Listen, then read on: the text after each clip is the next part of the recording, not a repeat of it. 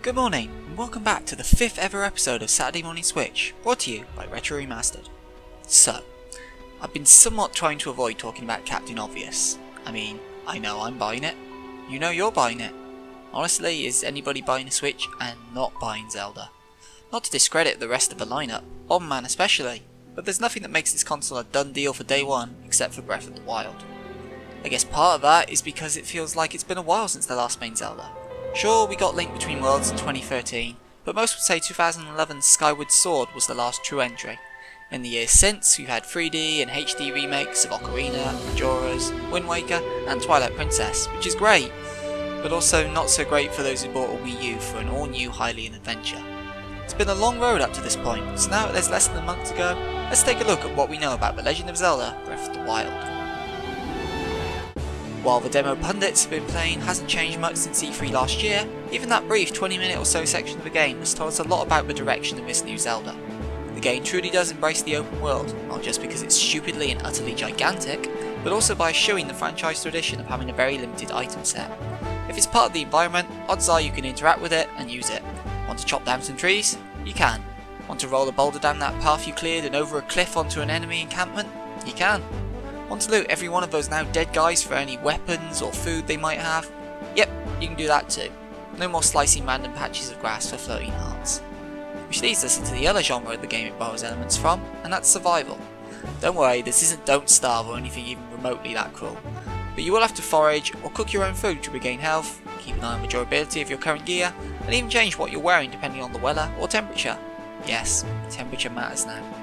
There's a few more RPG elements a la Zelda 2 as well, though that just seemed to be stuff you'd expect, like clearing shrines, or mini dungeons, to gain a buff to your stamina or your health. And speaking of stuff lifted from Zelda 2, you can jump now. Seriously, there's a jump button. It makes sense considering the increased emphasis on exploration in the open world, but it still feels weird it took this long to arrive in the series.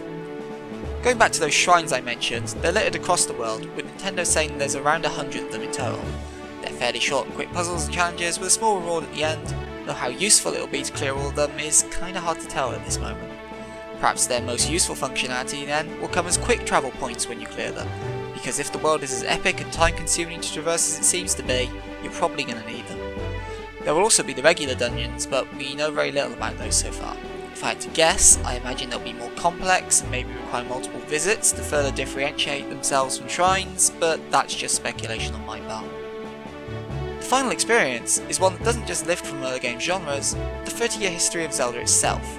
The openness and lack of hand-holding, letting you pick your own path, is a nod right back to the NES original. Nintendo have even said that, with the prior knowledge, you can go straight to the end of the game. You'd most likely get your ass kicked, but the option's there.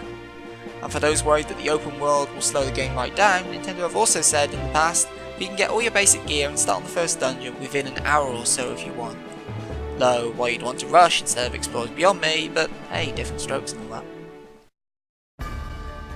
Perhaps the element that a lot of people are most interested in though is the story.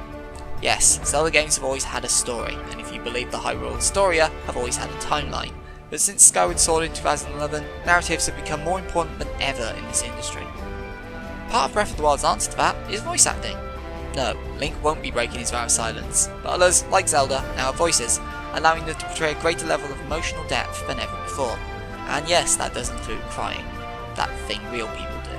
I have no idea why people got up in arms over that. The actual plot does seem fairly standard. Hyrule is in danger from Ganon, and Link must save the day. Okay, there's more to it. There's a backstory involving the Sheikah overusing technology to defeat Ganon in his last cycle, and how a lot of that tech was sealed away for a century and it's all now waking up and causing chaos. Much like how Link wakes up at the start of the game, though I'm sure that's a coincidence. Sci-fi is fairly new territory for Zelda mind, as a franchise that is also exclusively focused on more traditional adventuring tropes. To now have robots and mechanical menaces to fight adds a new layer to the journey, but who knows how different it'll make the endgame feel.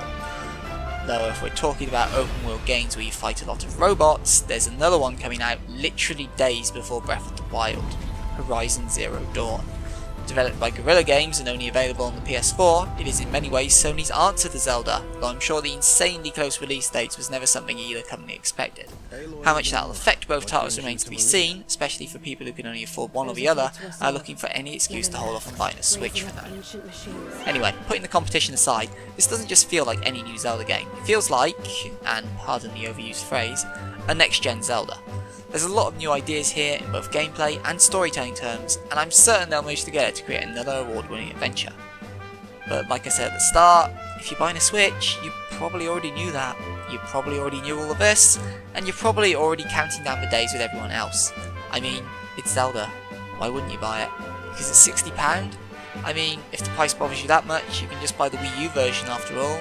Yes, it doesn't look quite as pretty and it has a few more performance issues, but there's nothing major unless you're really anal about that sort of stuff. Really, you've got no excuse. Well, unless you don't like Zelda, but that's an entirely different discussion. And with that, we'll bring this episode to a close. Thanks for watching as ever, and yeah, we really are less than a month away. Doesn't feel like it. If you enjoyed the episode, give us a like or a comment, and subscribe so you know exactly when next week's episode goes live. Personally, I bet on Saturday morning, but that's just me. See you then, everybody.